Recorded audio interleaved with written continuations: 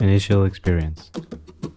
It has been a good while since I have played an Uncharted game. In all honesty, I have only played the first one way back in 2007 before playing this one in the year 2023. Playing this game though brought back so many good things that I remember being so great about the first game, first time I experienced it back then. From the beautiful graphics that Naughty Dog always manages to dazzle with, to the witty and charming storytelling, to the smooth, seamless experience that sucks you really properly into the world that lets you really feel like you're playing a movie. First worries. For this game, honestly, there aren't many things at all that spring up that you may get worried about for the quality. This game seems to take very obviously the same approach to its gameplay from the very first game, which in itself isn't a negative thing, since third-person shooters are in their core very fun. I did feel, however, that as I played the game, there weren't really any new features or functions that the game offered in the form of special abilities or special new moves or some kind of new twist on the gameplay, which made it feel kind of repetitive as the game went along in the story. However, that really does make sense as the game is very solid in what it does, and Naughty Dog probably wanted to make an experience that is basically real simple but engaging, with a proper degree of switching between climbing sections and awe-inspiring visual set pieces to combat and more dialogue plot-induced sections. When all done really great, it creates a really slick and rich experience. The good stuff. Naughty Dog, as always, really knocked it out of the park in the graphics department, I would say. For a game that came out in 2016, the graphics are really top-notch. The faces have really realistic facial expressions and the animations are so smooth that I feel it really adds such a great amount to being immersed in the game, giving you this feeling like you're playing something that has such a nice rhythm and glide, if you can kind of understand what I mean. It makes everything feel that much more alive.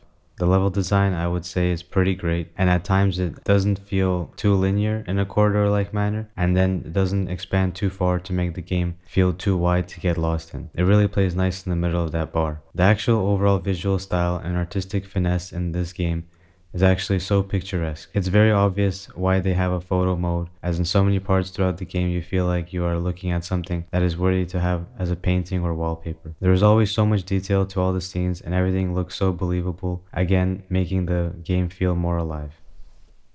The cracks.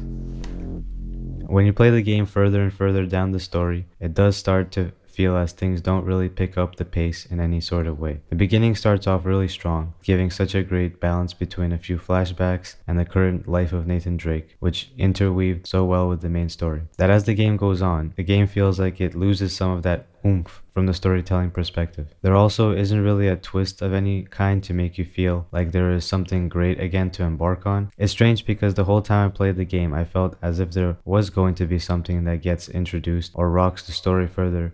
But basically, somewhere after the first third of the game, it really just continues to go into the obvious ending direction of the game. Story-wise, there's just many places that you have to go on, like destinations, to get to that point. It really was a strange feeling, since it always seemed, well, we are going to this new place and this new place, but you really just go through this new area and maybe find a clue where you need to go next, and that's basically it. Then lastly, when you get to the last fifth of the game or so, you really start to sense that, well, are we just going to get to the end, that which we talked about for so long, and that's it? Well, that is just what happens. There are literally no interesting concluding factors to the ending. It really just happens of what you are already expecting to happen. I don't know if they already thought having Nathan's brother being more hungry for treasure than Nathan was like some awe-inspiring part of the story. That's all I can conclude from the middle and onward of the game.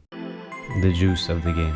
The real nitty-gritty of this game, I feel they were going for, was to tell a story that was focused on a treasure hunt that was more personal to Nathan than all the other journeys as he has gone on before, in which then they probably did succeed in that, as the game really makes you feel like you're understanding that this is an adventure Nathan, that you the player, going on is real special, as Nathan already left this life behind him long ago and is now embarking on this adventure as if it's like he's coming out of retirement, but this just one last time kind of vibe. You sense from a narrative perspective how Nathan is going into his old shoes again and giving a real amazing charged shot back at this lifestyle to solve a treasure hunt that puzzled him since he was actually just a child and literally entered into this career of being a treasure seeker.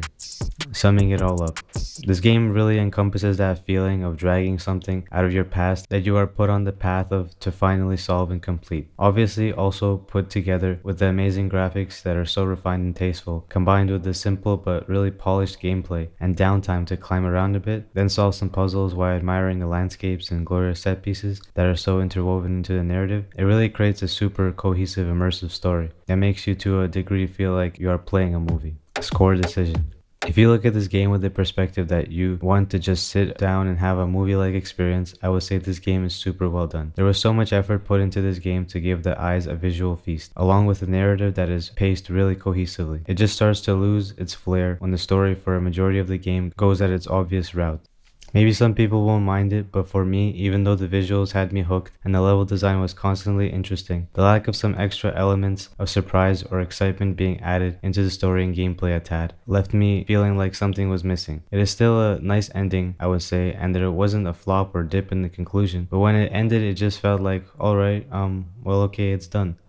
And yeah, that's exactly what I expected in the most general, normal way, which maybe some people will actually enjoy. Who knows? I feel that for the epilogue of the game, they also tried to weave even more family personal stuff to make it gel more with the juice of the game, of how it's really a personal story. To give you this wholesome feeling to a conclusion, I would have to give this game in 2023 though, an 8 out of 10. As this game obviously didn't define anything in the genre, and it kept it real safe with their classic third-person action formula. But it had everything really powerful going for it except the kind of lackluster whiff of some intrigue and excitement of mystery for probably the last 40% of the game. However, what was there was still great, so that's the score. Hope to see you in the next video, guys. Have an amazing day, and remember to be kind, be true, and be yourself. If you like the video, please subscribe. Now, see you later.